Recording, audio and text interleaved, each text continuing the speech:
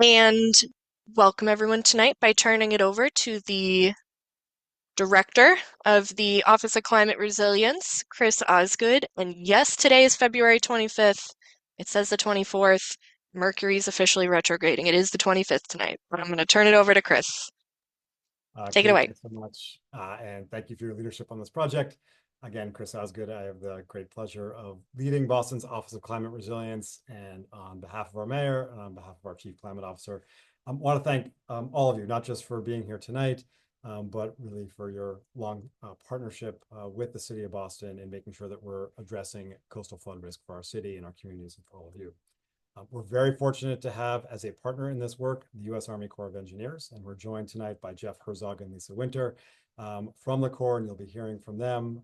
They are essential as we think about how to implement components of that climate-ready Boston vision.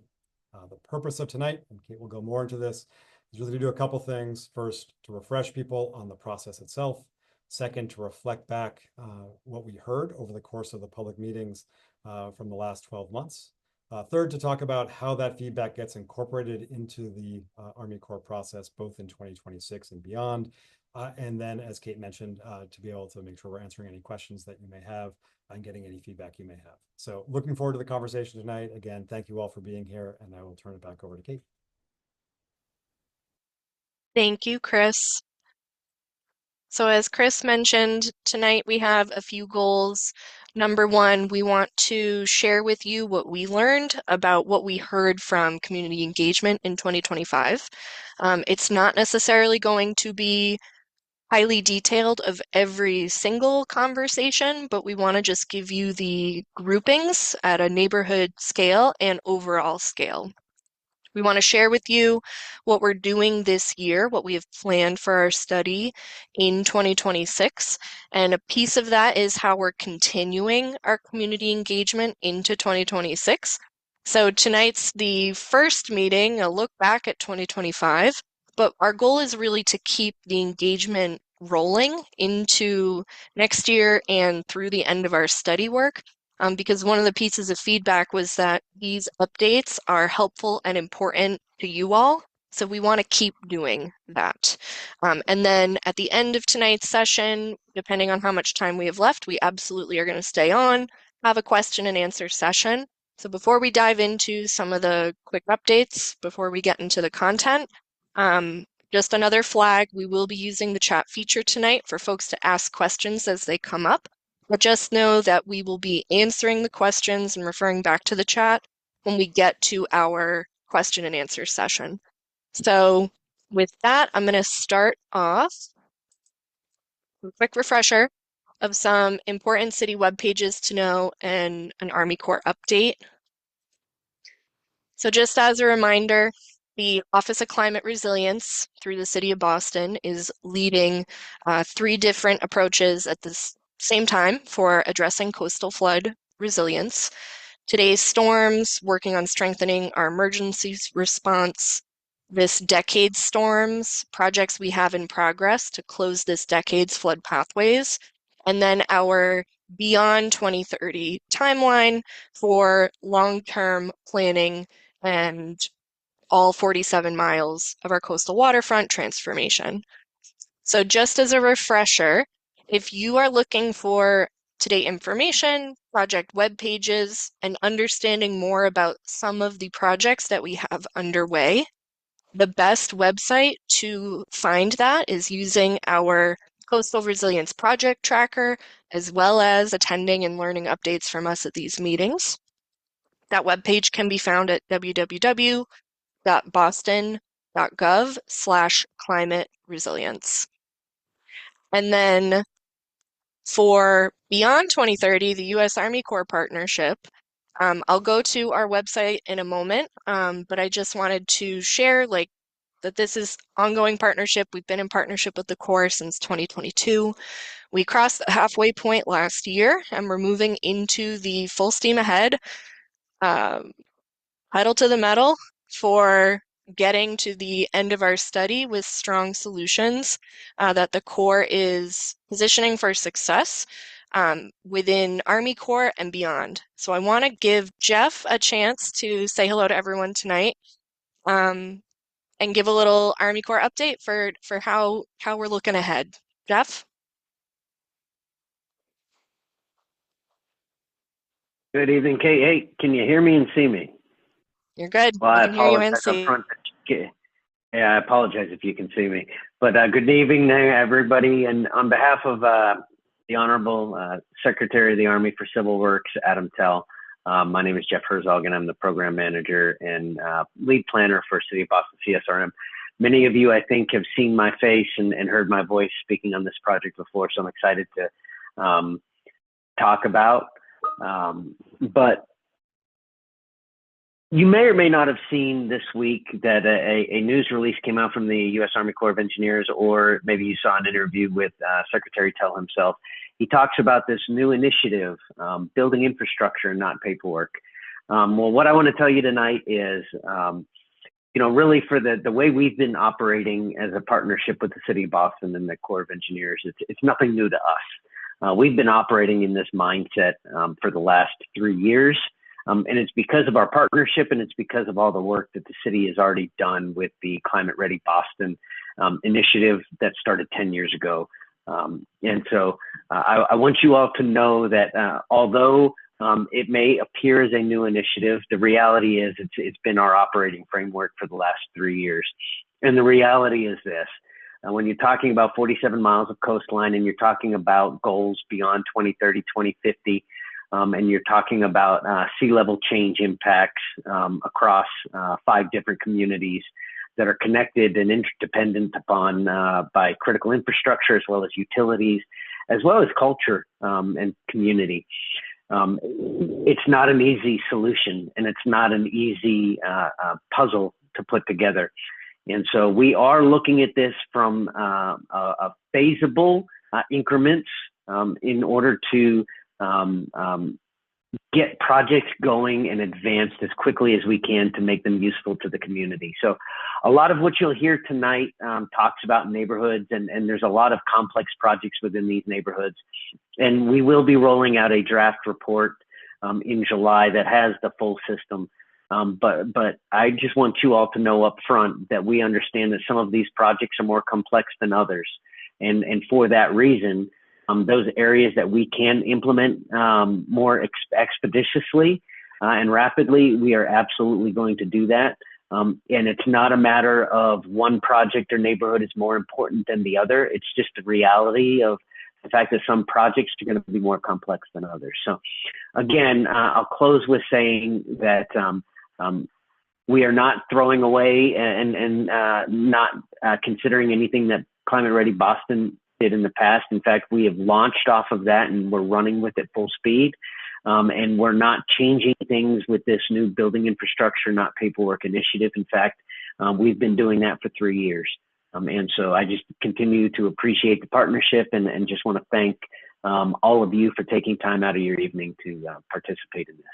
I'll turn it back over to Kate, and I will talk to you all in a few minutes. Thank you, Jeff. So Kelly Sherman, a climate resilience project manager in the Office of Climate Resilience, is leaving some reading in the chat for you all. We'll be posting links throughout tonight's presentation. So for items that we mention on the screen, you can also follow along in the chat to get the link to some of those project sites. The last item is just a quick refresher is for the latest information related to the Boston Coastal Storm Risk Management Study. You can check out our specific project webpage, which is www.boston.gov/USACE-study. And this is where we have posted past events from last year, where tonight's recording will be posted as the first video for year 4, and information around how to book an office hour, share feedback, and get some background on the project lives. So highly recommend you bookmark these pages to be able to get latest and greatest information as the year progresses. So with that, I want to step into a first pass at what we did to summarize the community engagement outcomes and conversations that we held in community with you all last year. I want to thank you again for all the time that you've been able to spend with helping us to continue to engage as part of our coastal flood resilience planning efforts. So we're going to go through, here's the overview of what we were able to accomplish together last year. I'll go into some of the neighborhood specifics, but as I said at the top of the program, this isn't necessarily going to reflect word for word or specifics around conversations we might have had in one-on-ones or specific pieces of every conversation that we had. The goal tonight is really to roll up to that bigger picture level of what we heard in themes across our neighborhoods and citywide, and to be able to share with you all how Army Corps and the team we're working with is taking that into consideration and really lay the groundwork for next year. So as Chris Osgood mentioned at the beginning, really looking to gather high-level feedback. One of the other items is really to just give you a sense of how many folks we reached. Something to think about here too is who didn't we reach? If there were more groups, if there were folks that we didn't hear from, how can I improve getting access and education to these materials in the community this coming year? So we did have around 8 events, virtual and in person, where we could. We had over 16 office hours scheduled either with organizations directly or booked through our calendar booker. We were able to provide outreach to over 64 stakeholder groups that we have within our network and reach out to around 230 individual folks. So this was really helpful to get a better understanding of what temperature check is for a lot of the work we walked through last year, and also help to connect us with what other projects are going on that we need to connect with. So we also coordinated and continue to coordinate with local and state agencies, including Boston Water and Sewer Commission, the MBTA, DCR, Massport, MassDOT, just to name a few. There are other stakeholders too that we are working with, and we'll get into that in more of the neighborhood specifics. So to start off, what we heard around all neighborhoods, so this was things we picked up on that were common around all the conversations we were having, whether they were in Charlestown, all the way to Dorchester, and back to East Boston again. We heard that there was agreement around needing protection for coastal flooding, wanting to invest in coastal flooding protection infrastructure, protect accessible and safe routes to the harbor walk, whether that means keeping what we have now or making what we have now safer and more accessible. We also heard agreement around what the potential that these types of projects, the Army Corps projects and Climate Ready Boston projects, might have on the aesthetic and cultural impacts to our existing waterfront. This is going to be a transformational change, and therefore we need to treat it with the respect that it deserves.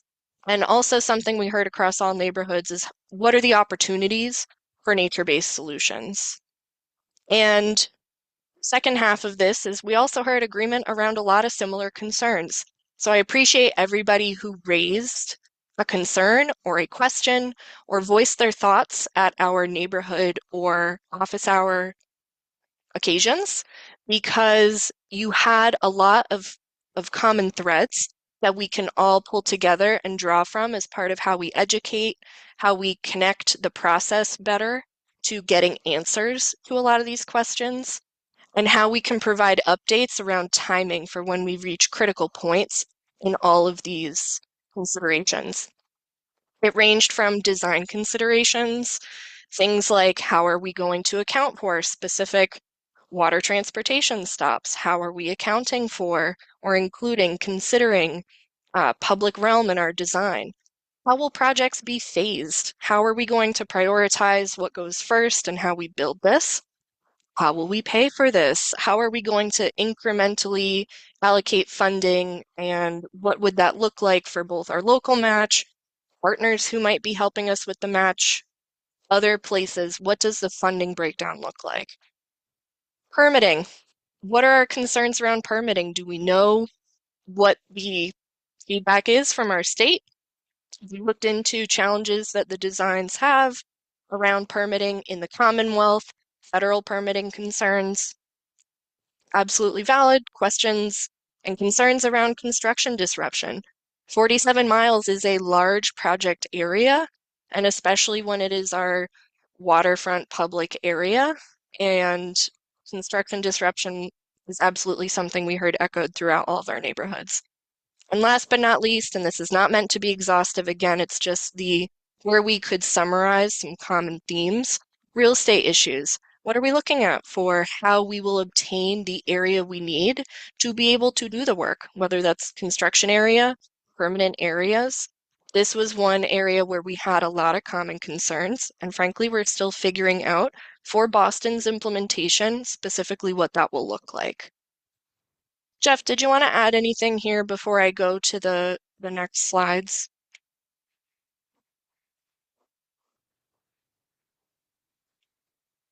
No, I'll just add that we really appreciate all the interactions. We've had a lot of real estate type stakeholder engagements and spoken with a lot of the owners, landowners, parcel owners, and interests.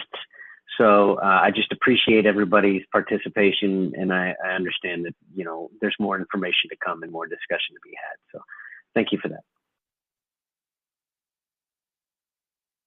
So now I'm going to go into the specific neighborhoods. I'm going in order of how we performed our engagement last year. So we started in Charlestown, moved to Dorchester, East Boston, South Boston, ended the year in December with the North End, Downtown, and Wharf District. So I'm going to continue that same order as we go through tonight's neighborhoods.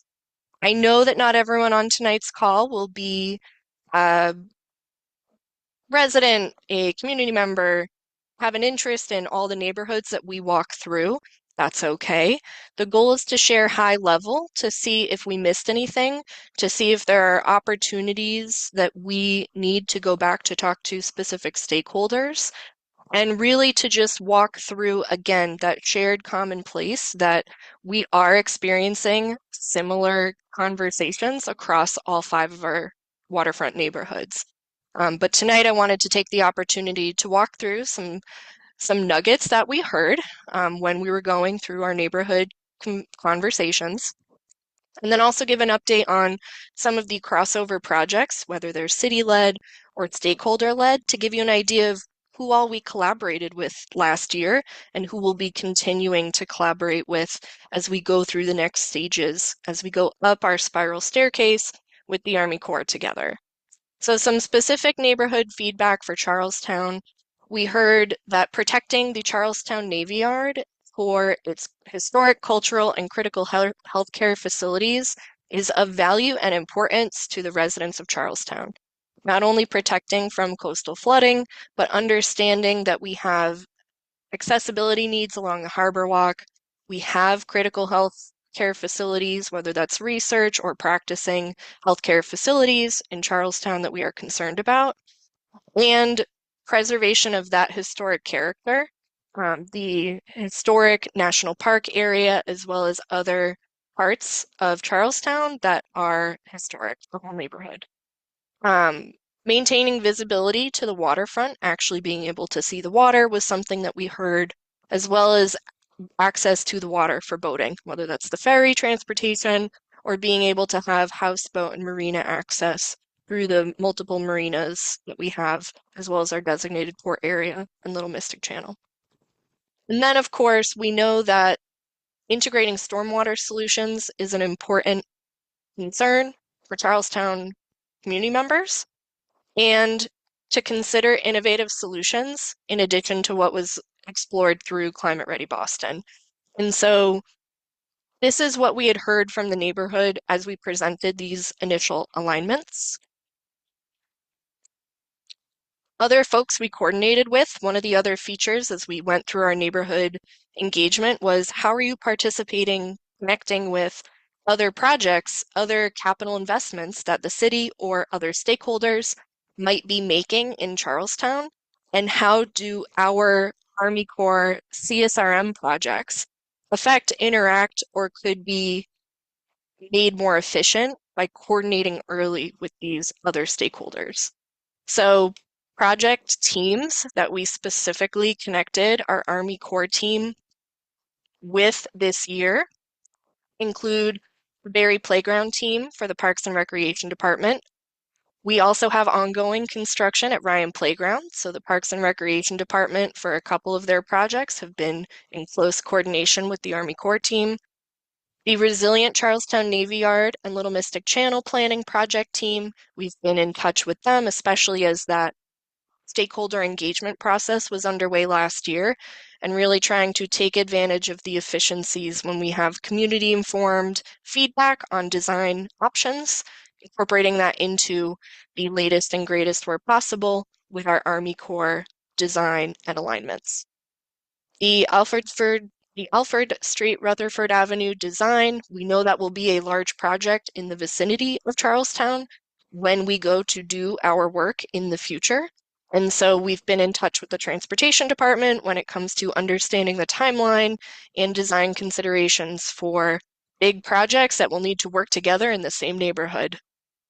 Stakeholder-led projects that we've coordinated with include the National Parks Boston Flood Resilience Project, and one that we are tracking and will be continuing to communicate and coordinate with because it's ongoing is the Tobin Bridge Rehabilitation Project, which again will be a major construction consideration in the same neighborhood, in the same area where we will have future construction concerns and need to be in the same place. So in terms of direct outcomes from these, we're continuing to meet and have efficient conversations, timely conversations between our technical teams to make sure we're all on the same page and aligning our project timelines. Jeff, before I go to Dorchester, did you want to add anything?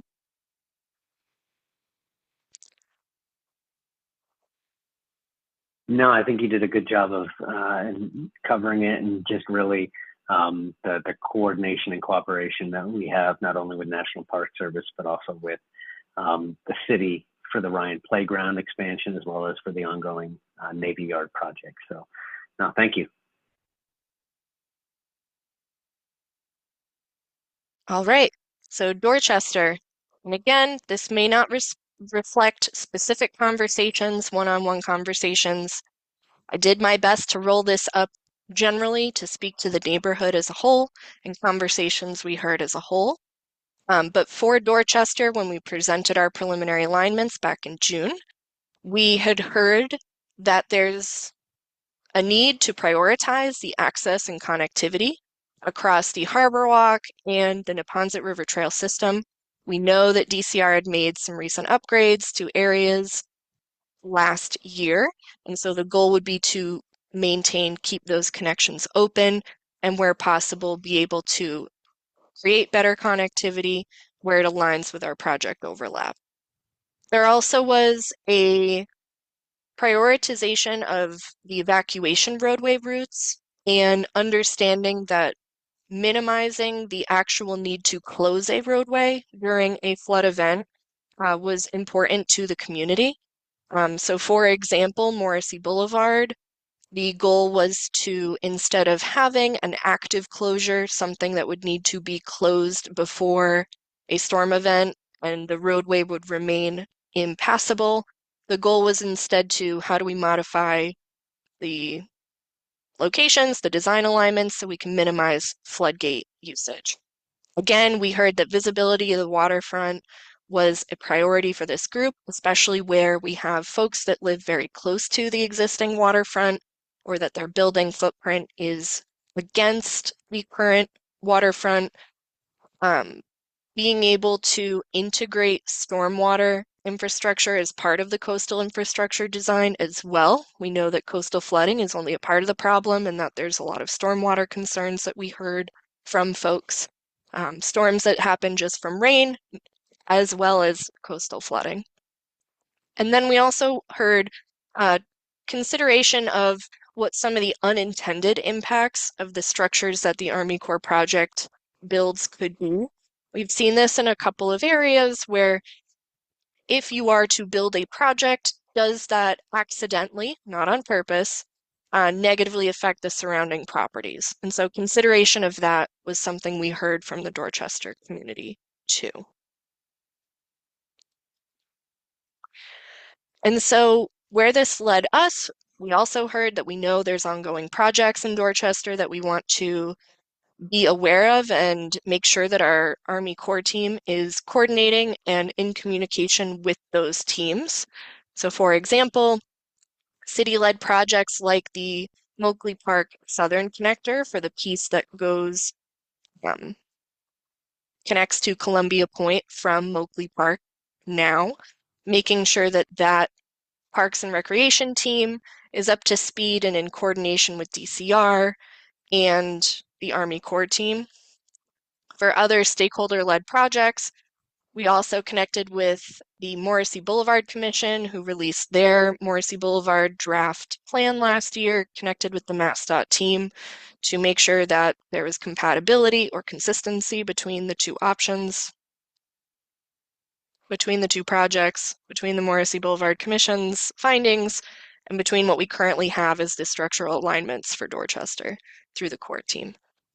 And then also Tinian Beach and making sure that DCR and the planning department are also kept in the loop on how the preliminary design alignments interact with the previous work that had been completed for a 30% design of Tinian Beach.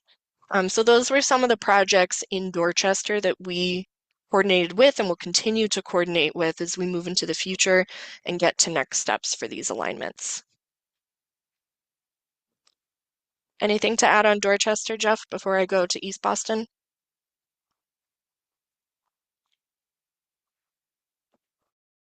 I do, and maybe I should have mentioned it on kind of the first slide here. You know, there was some concerns in Dorchester, Port Norfolk community. If you're on tonight, hey, love y'all.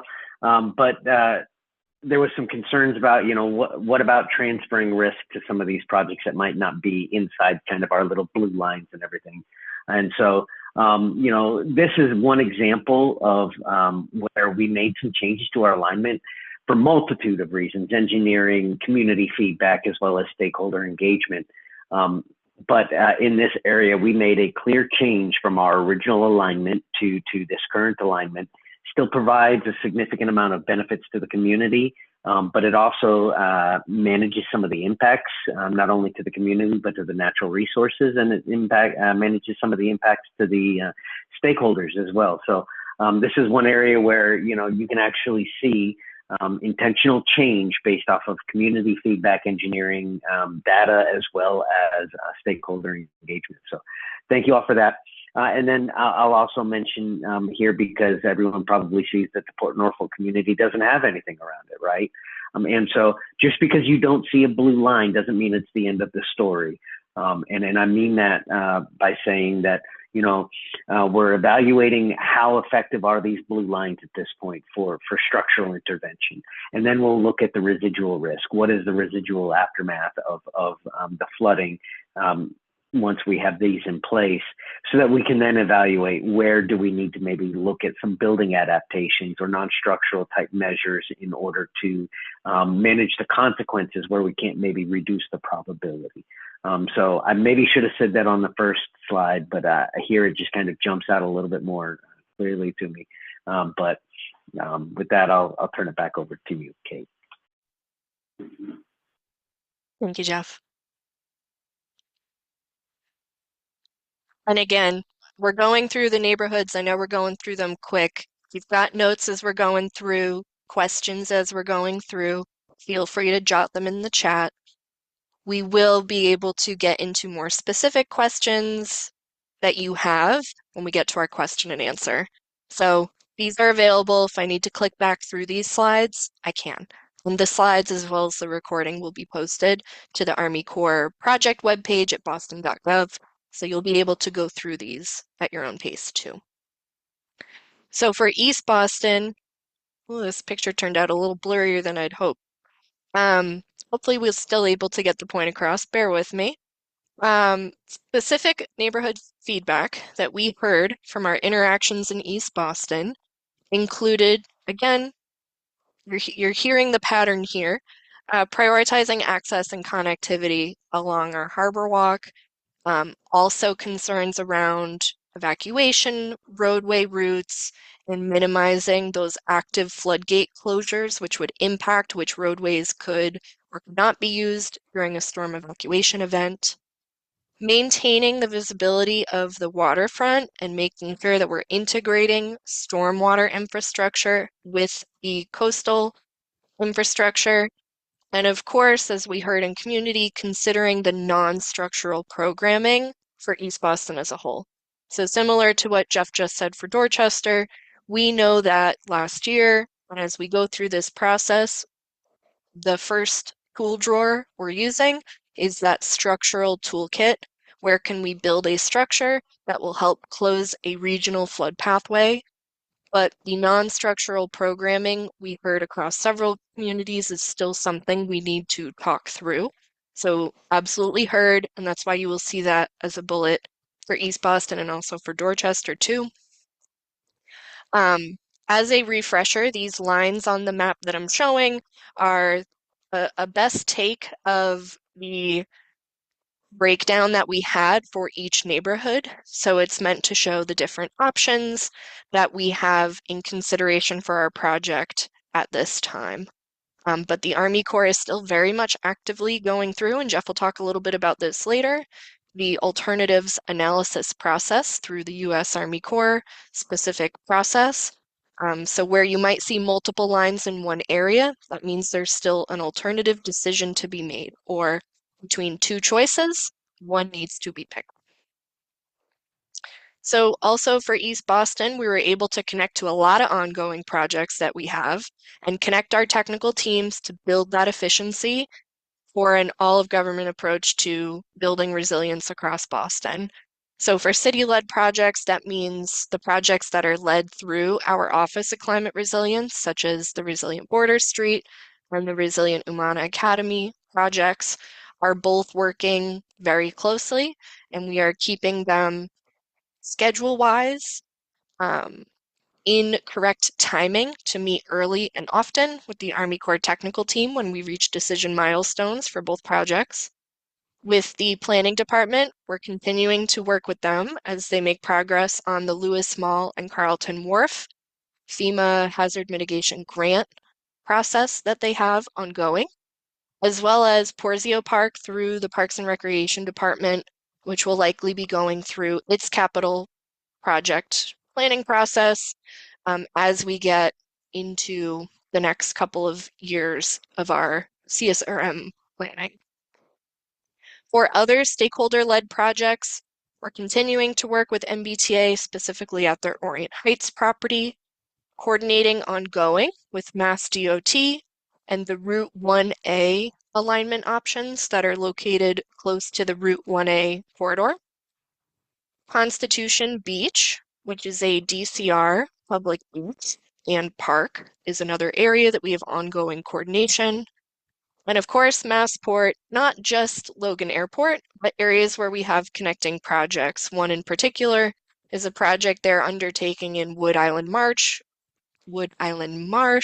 for one of their Logan service areas and incorporating, to the extent that we can, the resilience practices that they're doing into where they cross over with the CSRM project. Jeff, other items to note for East Boston before I go into South Boston? No, I'm going to respond to Mr. Walkey's comment in the chat, and that is, given there's probably a lot of private development projects that we've done our best, and we will continue to do our best to try and capture what's happening on the ground real time. But if you folks know of a project that's ongoing or planned and permitted, please throw it in the chat or contact us, email us, let us know, because what we don't want to do is plan for something that's already being planned for, right? We want to focus our efforts and spend money efficiently and effectively to build resilience in the community. Great flag, Jeff. And one of the other items too is I'll make sure as we go through the presentation Um, Kelly Sherman, my colleagues, is helping join in the chat tonight and pass along the link for how to make an office hour appointment and ways to submit additional comments in writing if you have them too. So basically how we can get in touch with you after tonight's presentation. All those options remain available as we go into our next year. Those were a helpful tool in 2025 to be able to have office hours to meet with you and to hear about your specific projects of concern, areas of concern, and they were really helpful in being able to pull together a lot of these uh, coordination with other projects to be effective too. So thank you for that. I appreciate it. So moving into South Boston, again, we had a lot of great conversations across all of our neighborhoods. So it's hard to boil them down into bullets that can be put onto a slide because there's so much more than just a bullet on a slide. So I did my best to pull these into a summary of what we had walked through without trying to give us all a novel to read on the screen because that's really hard.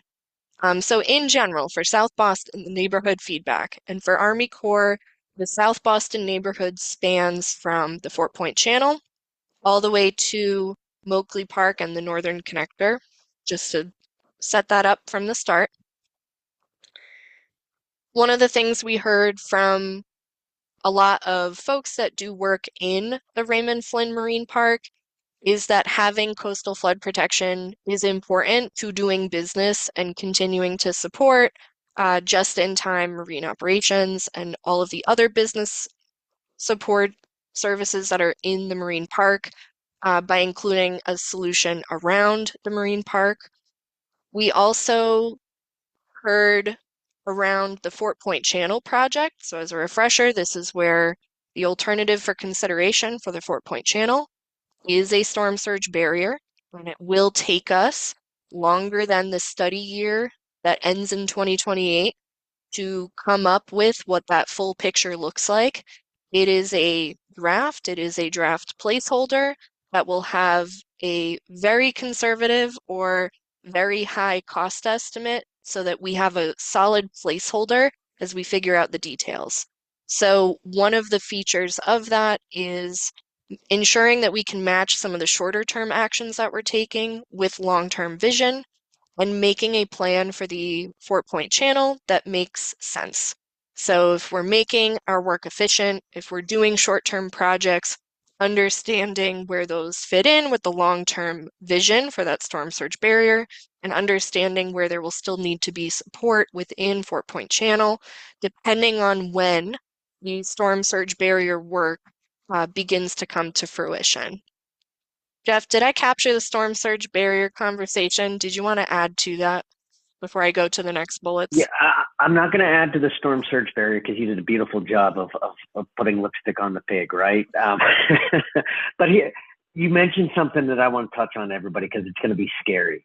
When you look at the costs in July, we don't know what they are yet, but I mean, they're not going to be low. And the reality is you wouldn't expect them to be low in today's construction environment, the complexities that we're looking at, and the just sheer span that we're looking at. When you're looking at a cost estimate from the Corps of Engineers, it's not just a construction cost. Hey, we're going to pay such and such contractor to go out, and they're going to go out and do it. It's a full inclusive cost that includes all of the design costs, all the project management of the design costs, all the environmental permitting costs, all of the real estate acquisition costs, all of the engineering and design during the construction phase cost. It's going to include contingency for any kind of change orders, because contractors and construction contracts have change orders. It's a reality, right? So it's going to include some of that. It's also going to include interest and escalation and inflation through however long it takes us to construct it. So we have to do that because when we provide an estimate to Congress, they give us that pot of money, and that's our limit. We can't exceed that and go over that. So it's real important. So when you see this estimate in July and you're like, well, such and such said it should only cost this much. Maybe the actual construction contract cost does only cost this much. When we look at a cost estimate, it is very expansive and inclusive of many things to make sure that we get it right for our recommendation to Congress. So you mentioned cost, and I just thought I'd put that out there, that plant that seed so folks understand when we say cost estimate, it's not just a single number, it's an all-inclusive number. Tax tag and title, I guess, if you're buying a car. Thank you, Jeff.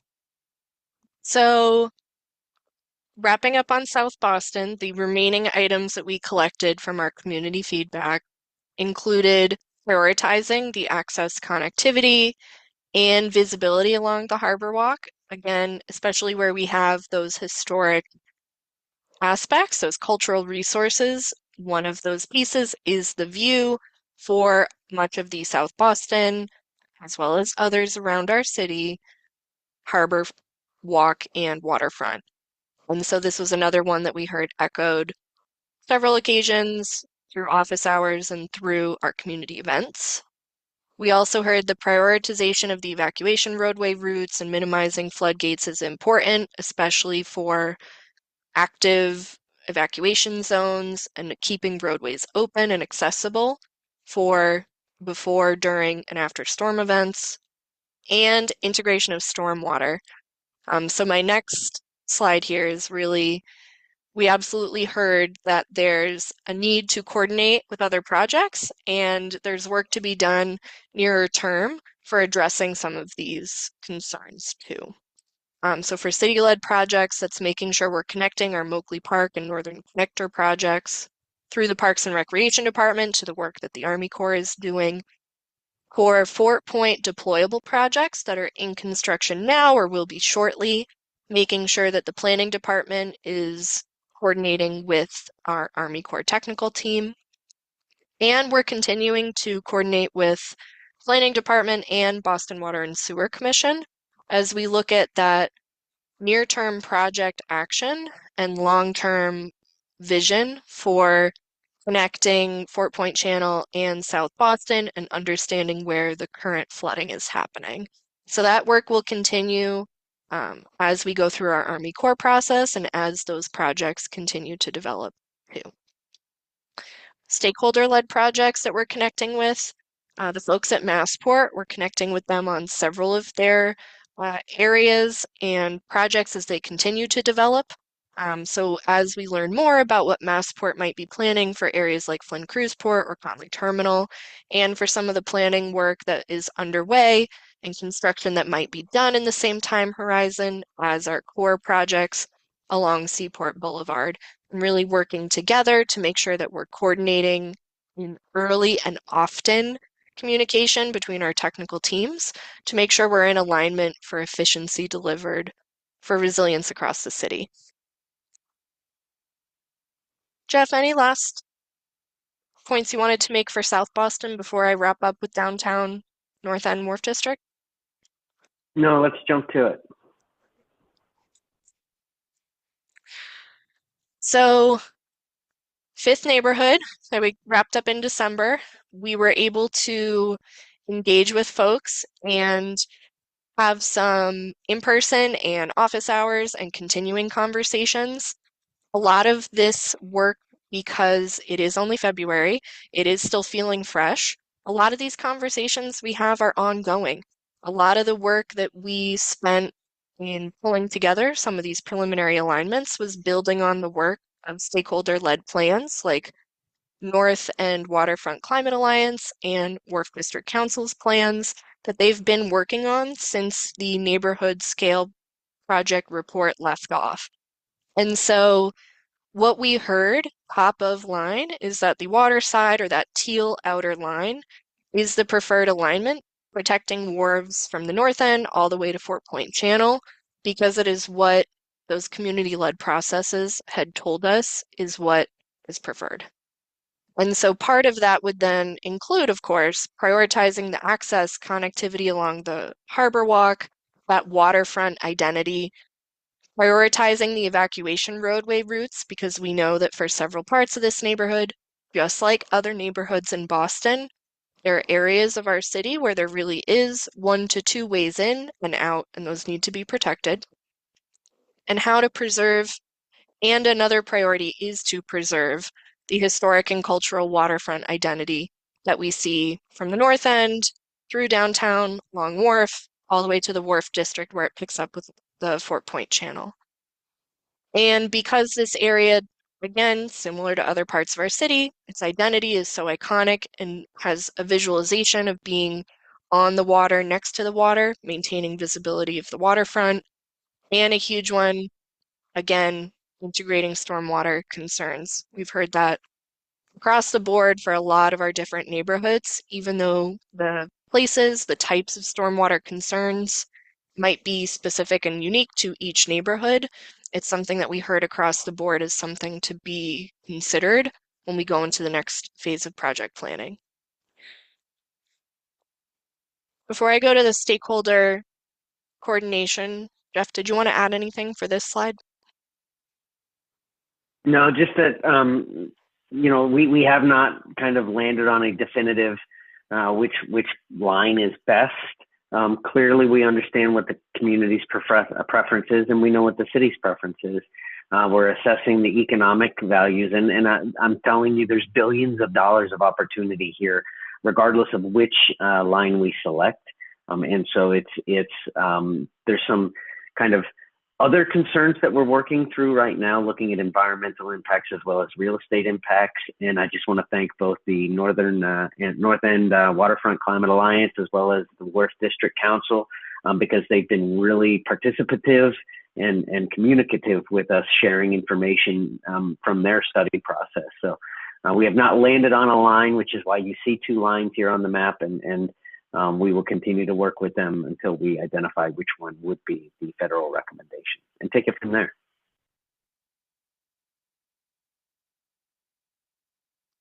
And so as part of this ongoing work, we're going to continue to coordinate with city-led projects like the Long Wharf Planning Department led design process, the Christopher Columbus Park design upgrade project through the Parks and Recreation Department. We will continue to work with them as that project gets up to speed and goes through their own capital planning integration to make sure that we're leaving room for one another to work in that space.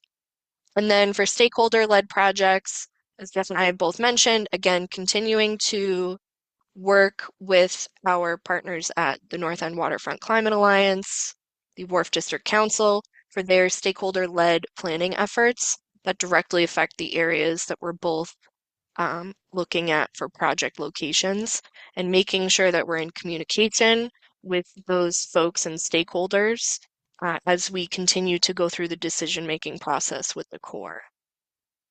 So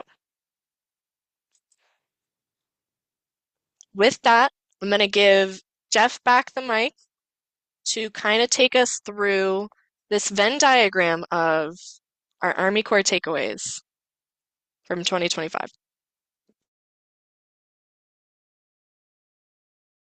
Yeah, hey, thanks, Kate. So now what you're seeing here on the screen, I didn't want to there's nothing wrong with a bunch of words, but I feel as though I think this picture really describes truly the relationship that we've had with the city of Boston because of Climate Ready Boston and the Office of the Environment. So if you look at this, Climate Ready Boston kicked off in 2015, and they came out with a bunch of recommendations. You have Plan Charlestown, East Boston 1 and 2, you have South Boston, and they've developed all these plans. They requested a study in partnership with the Corps of Engineers back in 2022 because they wanted to take Climate Ready Boston to the next level. Well, we have our own process, and we said we were very transparent from the start. And part of that process was you used the Massachusetts Coastal Flood Risk Model from the Woods Hole Group. It's a great model. The Corps of Engineers were even part of the peer review process for that model. However, we have to be able to feed our own models and economic analysis and proof concepts of the information. And so we worked with the city and Woods Hole Group in order to kind of compare the two pictures. And they were very close and very similar. And so we knew that the planning decisions that we made with our models would likely be the same planning decisions made if we used the Woods Hole Group MCFRM models. So then we started to look at the solutions that Climate Ready Boston, and if you peel back the layers of the Climate Ready Boston solutions, and again, the Corps of Engineers, we have a specific authorization from Congress to look at coastal storm risks as well as the sea level change impacts to coastal storm risks. And so when we started to peel back the layers of some of the, let's call it urban furniture on top of the actual flood control projects that the city was recommending, many of them lined up with exactly what we would have recommended anyway. And so that we use that as a launching point, as a starting point. And that's how we start. That's why I say we've been building infrastructure, not paperwork, for 3 years now, because we started with the work that Climate Ready Boston did.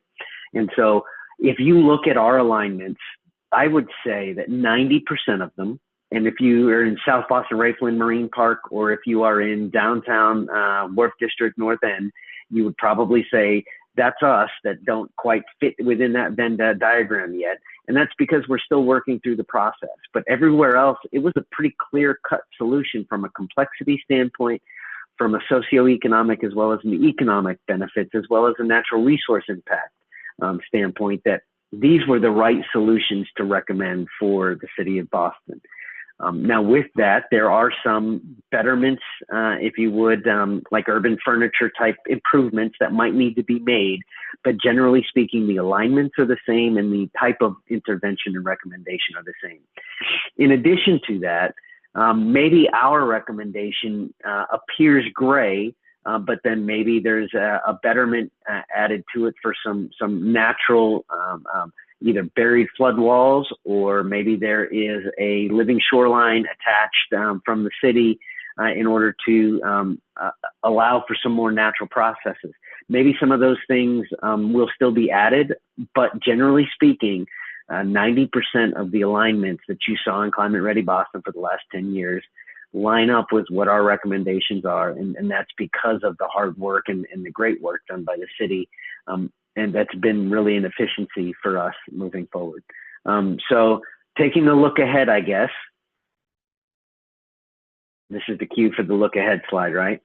What can you guys expect in 2026? Next slide. We've received your feedback. We're reporting out on the feedback. And probably what you're saying to yourself now is that's nice. Where are the pictures? Where are the renderings? Why aren't we there yet? And that's because really what we've tried to do is be transparent with you this entire process and keep checking in with you. And so these more frequent check-ins means that we may not have made the amount of progress that you would have hoped or you would have expected, but we're still climbing that spiral staircase. I love that picture that Kate shares with us. So the next step is, come March, we will start having some NEPA, not MEPA, but NEPA, National Environmental Policy Act, meetings with you, and we will present not only our alignments, but we will talk about some of the natural resource impacts to those alignments, or cultural resource, historic property impacts. And we'll want your feedback in assessing our recommendations based off of that, because that's going to inform which plan we select. And we're looking to select a plan sometime around mid-April, end of April, and we will present that to our senior leadership in May. After we present that to our senior leadership in May, we're going to release a draft copy. It'll be a draft copy of the feasibility study, which is hundreds of pages, but really it's also going to be the draft NEPA document. And so we will be asking for formal NEPA comments back from the community, because it's an important part of the planning process in order to make federal decisions. So we'll release that in 2026. We'll use that feedback as well as identifying kind of the strategic path for those elements that we think we can move forward to a NEPA compliant document, as well as an engineering compliant document, in order to get a congressional recommendation between fall of 2026 and winter of 2027, because the goal is to wrap this whole thing up and have it ready for congressional authorization by spring of 2028, in time for what we call the Water Resources Development Act. But that is the combined House and Senate recommendation to the president for authorization of new projects. And we want it ready, at least the first set of projects that we can get ready, in 2028. Now, for those projects who don't maybe make the first 2028 projects, we're already looking at how do we continue this process so that it's a seamless transition. And so you will likely see either from your congressional delegations or in WRDA authorizations or in public release from the core documents, hey, the next increment. We're already planning today for what that next increment is because we want it to be a seamless transition. So I realize that, maybe it's a steeper spiral staircase than you might have hoped, but we're talking about 47 miles of coastline. We're talking about hundreds of years of history. We're talking about thousands of natural resource species and habitat. And we're talking about 625,000 people who call, this area home, who will be not only investing in this, but it needs to be a part of the community fabric moving forward. So with that, I think I'm going to turn it back over to Kate for what's next for engagement in 2026. Thank you, Jeff. So today is the first meeting of 2026 for the U.S. Army Corps project, but this engagement will continue throughout the year. So as Jeff said, we already have big plans for all the different components that will be up to date and shared with you this year. In order to prepare for that, the best place to get information as it comes out is on our project webpage, which is www.boston.gov/USACE-study. And on the right-hand side, you'll see this jazzy picture I made today that says you also can sign up using that QR code, and Kelly will put the link in the chat if you want to be notified of meetings. If you want to be able to just have those directly come to you in your inbox, we will send out event notifications when we post them so that you can register and become aware of when we have upcoming events this year.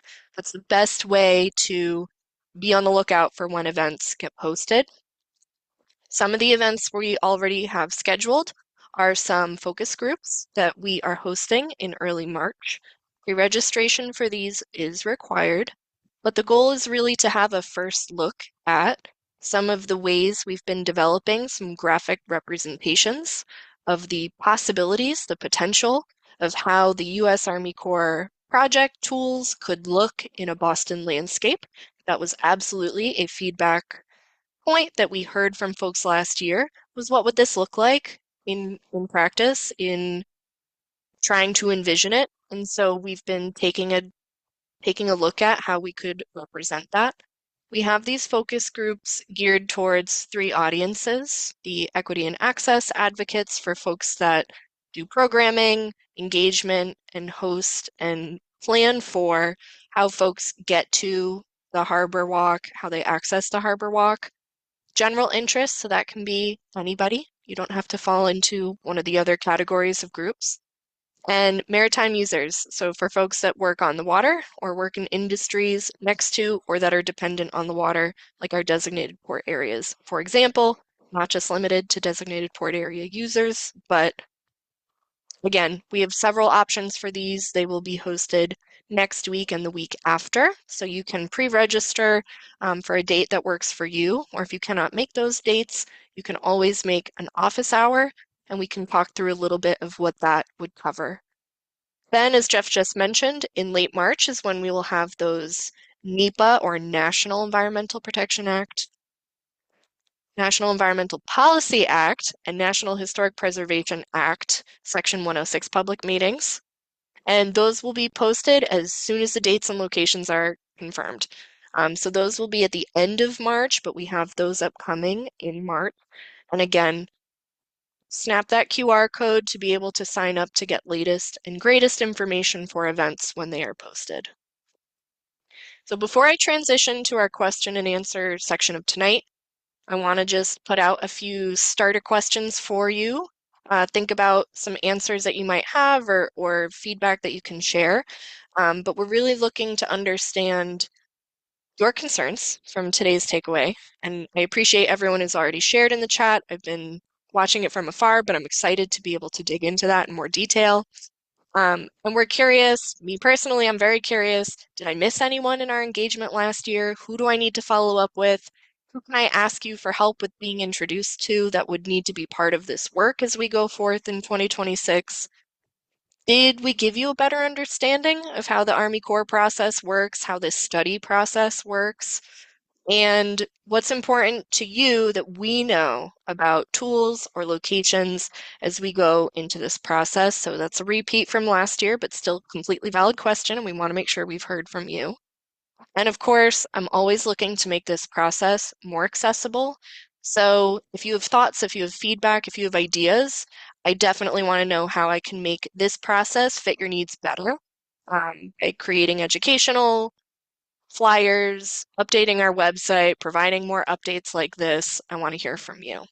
So with that, I'm going to leave up this screen for a few minutes to book an office hour or submit comments online. And I think Kelly's putting those links in the chat as we go too. Yes, thank you. So now that the links are in the chat, I'm going to land on this screen. I'm going to ask folks, thank you, Steve, you queued it up for me. What I'm going to ask folks to do is if you'd like to answer a question, you can use the Zoom tool. If you'd like to ask a question, you can use the Zoom tools to raise your hand, and I will call on you in the order that your hand is raised. If there are questions in the chat that haven't been answered, we can also go back and talk through the answers to those. We've got some good folks in the chat tonight. We've got about 30 minutes left. I'm just going to ask folks be respectful of our time here tonight. And if you need to have a follow-up office hour to talk about something that is property specific, specific to you that we need more time to talk about, I encourage everyone, consider this a permission slip, make an office hour because I want to make sure we make time for your questions and for your comments. Tonight, because we're in a group format, I'm going to keep an eye on time and ask that folks try to keep their get to their question or get to their feedback, just so that we can be respectful of the group that we're in tonight. So with that, I see that we have a hand raised, Steve. So I'm going to go ahead and ask you to come off mute, Steve, and ask your question. Okay, Good to thank see you. you. We saw Chris Osgood earlier this week in Fort Point and got through quite a bit of the latest resiliency planning. Tonight, I'd like to talk about the Harbor Walk a little bit. My question about the Harbor Walk is that the Harbor Walk has never been a continuous walkway. There are gaps that we have fought for. There are gaps we have not won. There are plenty of gaps in the Harbor Walk, and now there will be more gaps with more recent permitting. In our neighborhood, for example, recent permits at 15 Necco at the related Beale site didn't elevate the Harbor Walk and didn't plan for kind of a continuous alternate Harbor Walk once the current Harbor Walk's inundated. The current Harbor Walk is roughly 5 feet below the city's design flood elevation, around 16 feet BCB. And that's the goal elevation, not an interim elevation. And that includes roughly half of related Beals project. We also have an amphitheater that was approved at 5 feet below the city's design flood elevation. And that includes a wooden overlook that will be capturing detritus and flotsam because of a railing that surrounds that overlook 5 feet below the city's design flood elevation. We also have at Summer Street an existing stairway and other things that are impediments to ADA accessibility. So my question is there any way we can see a graphic of the Harbor Walk through Boston at 10-year increments to see what exactly is the walkway every 10 years, including the inundation projections? And that would be my question. Thank you. Thank you, Steve. That is a great question. I think maybe a first stab, Chris, do you want to Sure. take a stab at answering this? Otherwise, I'm taking notes down, Steve, of what you just said. Steve, I think it's a great request. You and Kelly Sherman and others on this call are going to have a better sense than I do of sort of the existing data set that we may be able to have to do that map. But why don't we see what we might be able to put together, and similar to the conversation last night, appreciate the suggestion, and we can think about how does accessibility change under certain high tide, high astronomical tide, or flood scenarios based upon state projections over the course of the century. But Kate, I don't know if there's other things we want to add there. Oh, thank you, Chris. I think the takeaway for me here is that that graphic sounds really helpful. And I know that there are project partners who might also be interested or have a head start on the data. So I'm going to take away that as an action item, Steve, and I can follow up with you as well as with Chris, if that's okay. I'll follow up with you after tonight's meeting. Thanks for flagging that.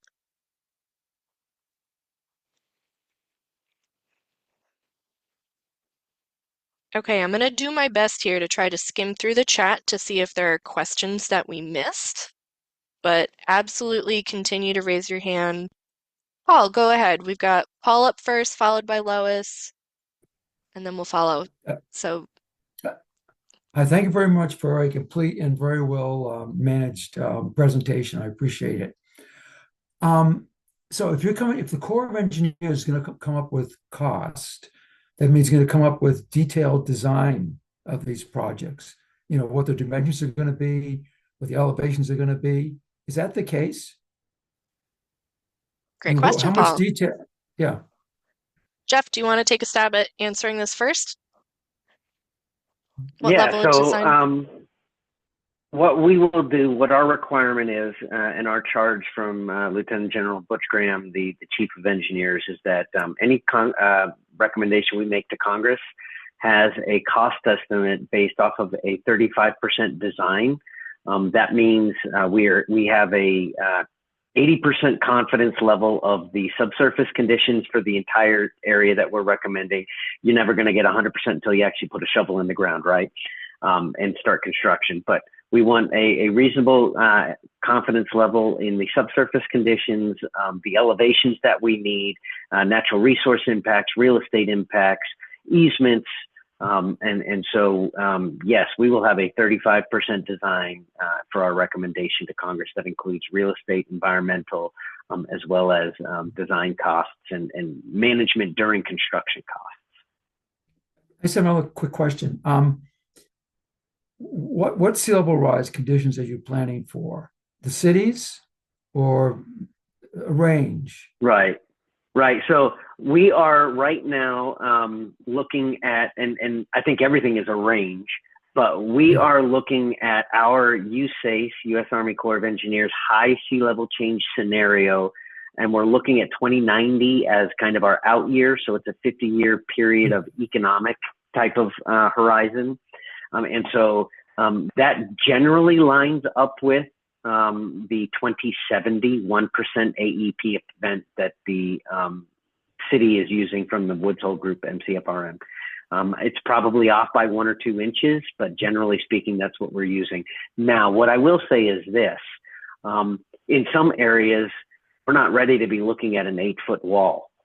In some areas, we want to have a foundation that is adaptable for that wall in the future. But today, maybe we only need to see a kind of a 4-foot stick up as opposed to that 8-foot stick up. So even in areas where we're not necessarily looking at the full elevation of that 2090 scenario, we will want to make sure that the foundation is adaptable so that you only have to dig in the ground one time. Okay. Thank you very much. I appreciate this. Thank you, Paul. Next up, Lois. You can come off mute. Okay, I already hopefully am off mute. My You are. We question can hear you. is, thank you. My question is related to that map of the Harbor Walk. As you know, I am very concerned about accessibility. You may know that. I both live in the Navy Yard, which has the higher percentage of people in wheelchairs than most other neighborhoods because of Spalding Rehab. And then also, as a mother and grandmother, just, the ability to move a carriage along a harbor walk would be of interest as well. My concern is having to provide access and how you would fit ramps with a 12-to-1 ratio in the areas near the harbor walk without taking up too much space. If you could figure out a way to show me where you would put those, I'd appreciate it. Great question, Lois. Jeff, do you want to talk a little bit about the level of design consideration? It'll speak to what is and what isn't included in the 35%, but short answer, we have time. So to your point, Lois, is as we're looking at that 35% design, part of that is making sure that we comply with state and federal accessibility laws and such. And so What we've done in other locations is you kind of have that ramp run parallel with the wall on both sides. And so, we're not saying that it's going to be ideal where you just go up and over. It might be a little bit of a longer commute if you need to with a stroller or a wheelchair, as well as we would likely have some step overs in those areas. But ADA accessibility and being able to maintain access to the water, that's what I call it, maintaining access to the waterfront is absolutely a concern and a consideration for our designs.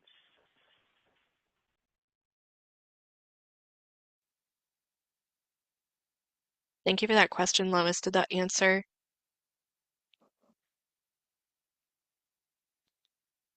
Beautiful. Next up, I see Kat. I muted myself again, but yes, it does help. I just need to see it laid out. But part of the issue again is the fact that there's extra width that's being taken up, and whether or not there's place to have that extra width is another part. But it's like the proof is in the pudding. When you finally get to the point that you're ready to design, that'll be interesting to see. Thank you. Thank you, Lois. Stay tuned. Next up, I see Kathy. You have your hand raised. You can come off mute. Oh, I can't hear you yet. Sorry. Sorry about that. I apologize, and I may have missed this, but on the maps, you had the dark blue line and then you had green lines. Can you explain what that represented? Yeah, so I think what you're referring to is in the downtown North End type communities. So in the downtown North End, we had looked at several different types of alignments and interventions that we could take. And we landed on these two, the green line as well as the blue line that you see here. That green line is a predominantly in-water perimeter solution around all the piers and wharfs in the downtown North End community. And it's intended to prevent that light blue that you see is inundation in the future situation at 2090 sea level change high scenario at a 1% AUP event. And so we evaluated that. But then NEPA, as well as the federal taxpayers, demand of us to look at as many alternatives as appropriate. And so we looked at an interior alignment that does not necessarily impact the perimeter, nor does it impact the in-water construction. And it also has quite a smaller real estate footprint. And so we evaluated that dark blue line that runs along Commercial and Atlantic and ties off. Here it ties off in the vicinity of Fleet Street. It might change in the future, but the whole point of this particular alignment is it cuts off that very large swath of light blue that you see inundating up through Quincy Market and making its way down along the coast of the Fort Point Channel. And so we're evaluating both of those alignments from a natural resource impact, from a socioeconomic impact, as well as from a dollars and cents return on investment impact to identify which one. We are still evaluating that from a real estate and from an economic perspective. So we have not decided on one or the other. The community, as well as the city, prefers that light green line. It's a more perimeter solution. We understand that. And so if we go through our full process and we identify that dark blue line is what our normal federal recommendation would be, it's not the end of the conversation. It means it's the next step in the conversation. And that is, well, is there a difference between the two from a cost perspective? And if there is a difference between the cost perspective, is that a step that both the city of Boston and the federal government is willing to take? So that's a conversation to still be had. But first, we need to identify from our basic evaluation which one is the plan that we would recommend. And we're working close with North End Waterfront Climate Alliance and Wharf District to identify a lot of the information gaps that we have are being filled by communicating with those stakeholders right now. Terrific. Thanks, Jeff. And just to add on to Jeff's answer too, I want to flag, thank you, Sarah, in the chat. You're absolutely right. I am missing legends that would help you distinguish between the different line types. So before I post these to the website, I will revise them to add legends to help distinguish between the different colorations that we have for the types of tools on the alignments. So thank you for that feedback. We'll make sure we address that when we post the slides. Next hand up I see is Wayne. You can come off mute. Hi, thank you. I really like the presentation. Great job. My question is it's kind of a coordination issue for the Army Corps and the city. Right now, the City Parks Department has a request for proposal out for the Christopher Columbus Park, and they're asking for 30% design. And I asked on the Q&A, wouldn't there be a probability that when you reach this level of design, you would turn over that design to the Army Corps, and then they potentially could, finish the job for you? And they said, yeah, that would be one of our options, because the problem is the money that's paying for this study came from FEMA. The city most likely put in their application for the grant that they were going to take the project to 30% design. So now you have this like 5% gap. So is there a way to change the Christopher Columbus Park RFP so that it meets the Army Corps' requirements? Because I don't know Wayne, what the difference is between 30 and 35. Yeah, so let me just clarify. To the Army Corps of Engineers, 30% is when we receive the submittals and the design package. After we review it, we send it back, they make corrections, they send it back to us. After it's been peer reviewed, that's when we say it's at 35% design. So that's the only difference between 30% and 35%. 35% means we've completed our review of it and accept the 30% design submittal. So that's that piece. But you bring up an excellent point, and I want to highlight that not just for Christopher Columbus Park, but also for Moakley Park, also for Four Point Channel, also for Ryan Playground, also for the projects going on in Charlestown and the Charlestown Navy Yard. All right. The city has several projects ongoing right now. And at every step of the way, they have incorporated the Corps of Engineers requirements in their scopes of work and performance work statements to ensure that anything that they do move forward with, either it's through a design process up to 30% design, or maybe it's through construction, they want to ensure that we don't have to go back later and tear that up, and that we can tie into that and incorporate it into our much larger system. So if Christopher Columbus Park gets to 30% design and doesn't get any further, and the city contributes that to our effort, then that's money saved on our part, which means it's money saved on their part, and we can incorporate it into our much larger system plan moving forward. Or if they move forward without the Corps of Engineers, we've already reviewed it and we've already accepted it, and we're able to tie into it and incorporate it into our system. And so that's just part of the relationship that we've established with the city over the last 3 years. So there's Border Street is another example. So there's multiple projects going across, because the city understands they can't wait until 2030, 2035 when some of these interventions are needed today. And my kind of follow on to that is, if Christopher Columbus Park has a solution developed, but it needs to connect to another part of your alignment, is the Army Corps able to go ahead and allow for one project to be finished and then 5 years later connect to the project next to it and have this kind of gap in flood coverage? Because I've seen problems with FEMA not accepting grants for that. Yeah. Right. If we were to construct it, we would have to have a complete linkage, right? However, the FEMA may accept temporary solutions. So if you construct Christopher Columbus Park and you know it's going to be a couple of years until the tie-ins for the next piece, you could implement like a temporary solution using barriers or other types of interventions. We aren't able to do that. We need complete solutions, either at the full level of protection or at least the incremental declared level of protection that we're asking for. But in the meantime, yes, we are making sure that our projects are able to tie into the city's projects, even if they advance theirs a little bit ahead of ours. Okay, great. Thank you.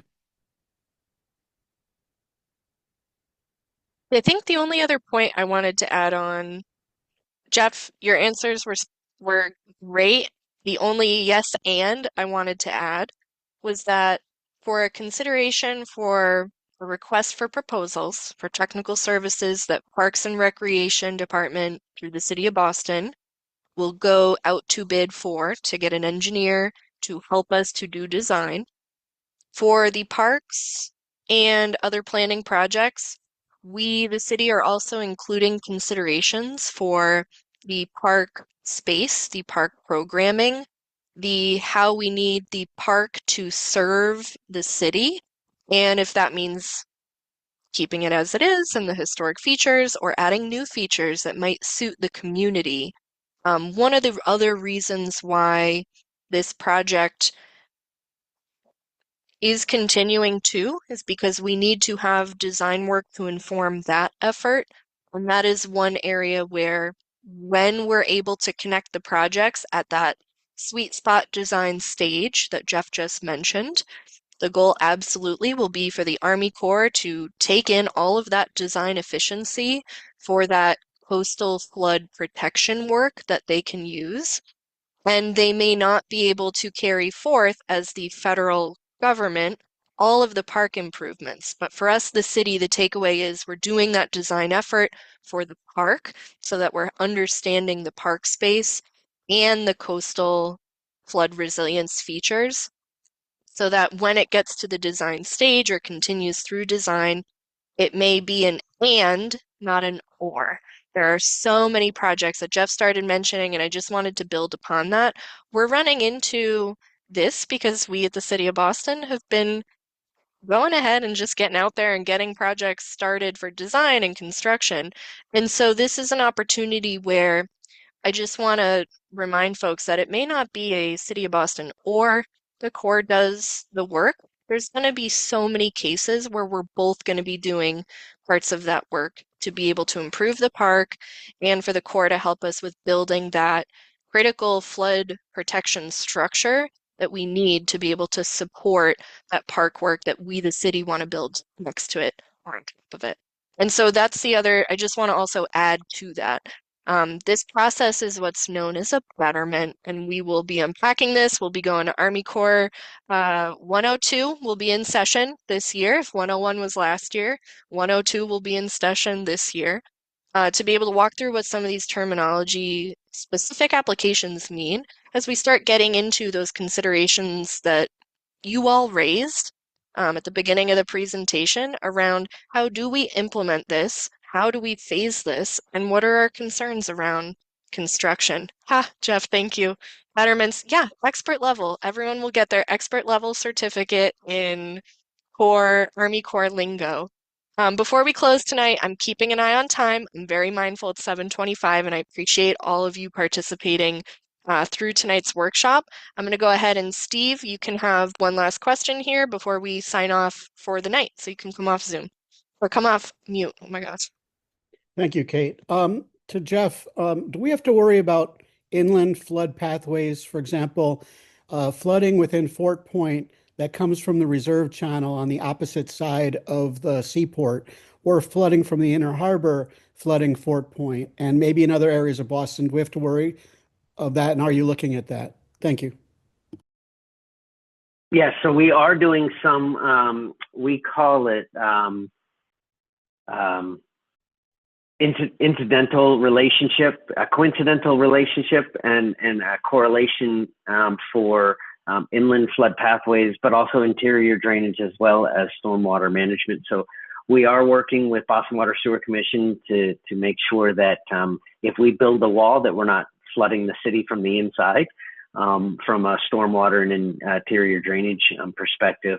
But we also did a sensitivity analysis on kind of that riverine type flooding that could be a risk in other communities. And the reality is because so many of these bodies of water are already controlled through reservoirs and dams, and it's not as much a risk here. I would say that with our project and with the anticipated improvements from Boston Water Sewer Commission and the city for interior drainage and stormwater management, I think you will see a great improvement in conveyance throughout the city, and the residual flooding, because you're never going to get rid of it all, but the residual flood risk inland would be greatly reduced.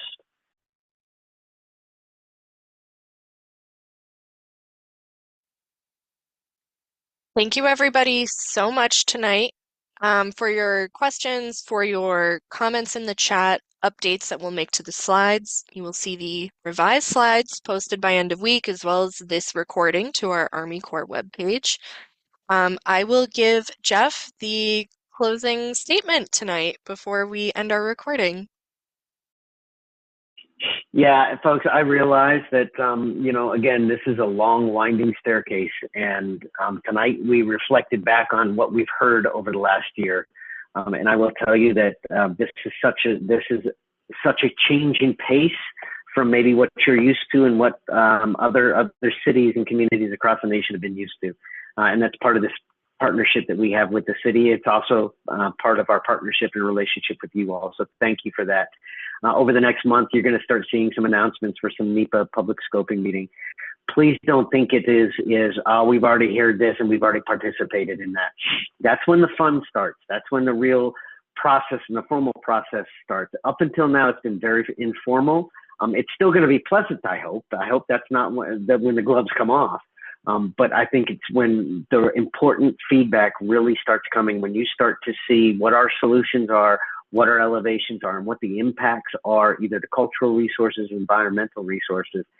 That's when we need you to make sure that you're participative. And then really that's going to inform the decisions that we make in April and May in order to put out a draft report in July.